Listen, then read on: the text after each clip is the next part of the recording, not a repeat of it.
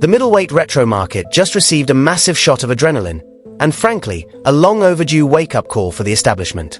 With the highly anticipated debut of the Suzuki GSX 8TT, Hamamatsu has aggressively claimed its stake in the neo-retro battleground, wrapping its universally praised 776cc parallel twin engine in gorgeous, race-inspired 1970s bodywork. It is a brilliant, calculated move that has instantly made the competition look a bit stagnant by comparison.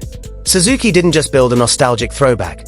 They built a highly capable, modern machine with a premium aura that demands serious attention from both riders and rivals. This bold arrival leaves the industry asking one critical question. How will the rest of the Japanese Big Four respond, specifically the reigning kings of green over at Kawasaki?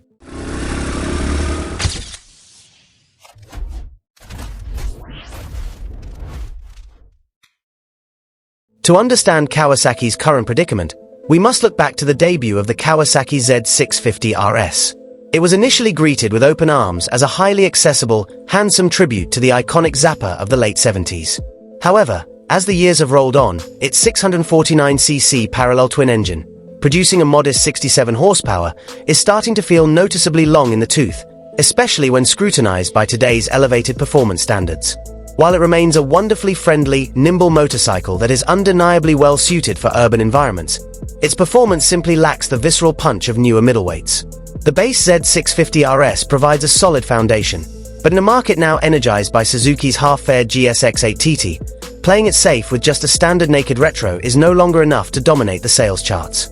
Fortunately, the blueprint for Kawasaki's counterattack is already sitting right there in their own lineup, the stunning Z650RS Cafe. If Team Green were to take the Z650RS and inject it with that exact same Cafe DNA, the result could be visually spectacular.